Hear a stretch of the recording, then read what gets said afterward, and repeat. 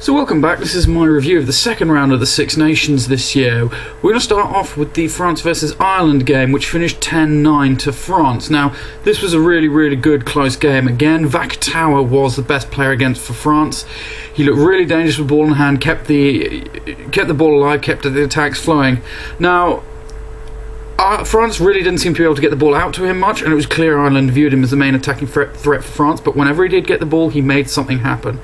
Now, Ireland had a really good, solid defence in this game, and they kept the French out for long periods of time.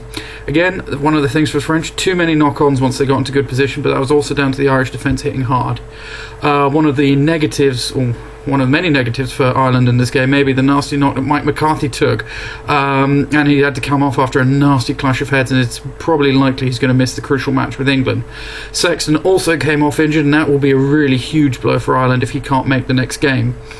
Now, this was a great change for France, and they seemed to play really intelligently, certainly towards the end of the second half. Maxime Médard getting the winning try for France, and it was the change up from the bench which really seemed to make all of the difference for France. They seemed to be a lot more creative and had a better idea of what they were doing.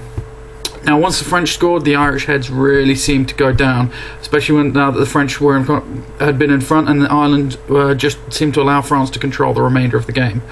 10 minutes left in that game, and Ireland just couldn't get anything else going. Good win for the French. It was a dirty, gritty win, but it's the kind of win they really needed. Disappointing for Ireland, who may have been one of the tournament favourites before this, but I don't see any way that they're actually going to win this one. Moving on to the next game, we had Wales versus Scotland, and this was a real cracker of a game. Great start for Wales as they capitalised on Scottish error on halfway and some lax defending to cruise through and score. Now, Scotland had some great invention and a great chip through from Finn Russell close to the line for Tommy Seymour to grab the ball and dot it down to get the score. Now, we did see some really excellent kicking from both sides in the first half, but Scotland just seemed to have more of a game plan than Wales did. Just Wales didn't seem to... They were doing okay, but they just didn't seem to be going anywhere with the ball. Tommy Seymour, my man of the match personally, I just thought he was absolutely excellent under the high ball. The amount of times he caught a great high ball either from his own side or in defence as well. The Welsh defence was looking really good, but they didn't seem to have any confidence in their attacking abilities. Again, this seems to mirror what they were like against Ireland the previous week.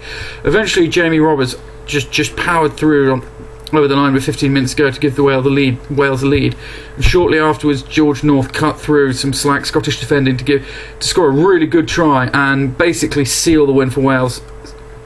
Scotland did come back towards the end, but it was too little too late. Now, Wales will be happy with the result and the 3 points, but I don't think they're going to be that happy with the performance. Scotland, on the other hand, is going to be the opposite for them. They're going to be disappointed with the result, but again, they showed a really good drive and determination in this game, which we haven't seen from Scotland in quite a few years. So this is looking good for them. It's not going to be their year this year, but next year after, I think this lays a lot of sound groundwork for them. Now, following up from this, it was England versus Italy in Rome. Now, Eddie Jones had promised that England were going to smash Italy, basically, and it was a good open game, and both teams were both clearly favouring an attacking set of tactics, really end-to-end stuff, certainly in the first half as well. England looked really cohesive and like a proper team, which they haven't done for a long time, and it's good to see them do that. They were getting some quicker ball going, and I think that really gave them a good platform.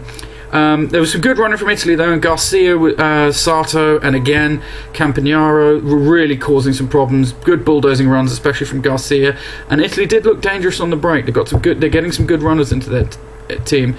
Now, the one thing in this game, I don't think the kicking was very good, especially in the high ball. There's a lot of wasted kicks, just end-to-end ping-pong kicking, and not good enough for a good chase on them. Now, around the 50-minute mark, England took control of the game, and Jonathan Joseph, 2 tries from him, put England into the driving seat, and from that point, Italy just couldn't get back into the game. What England did very well is they smothered the Italian game. They just didn't let them go. They just didn't let anything start from the Italians.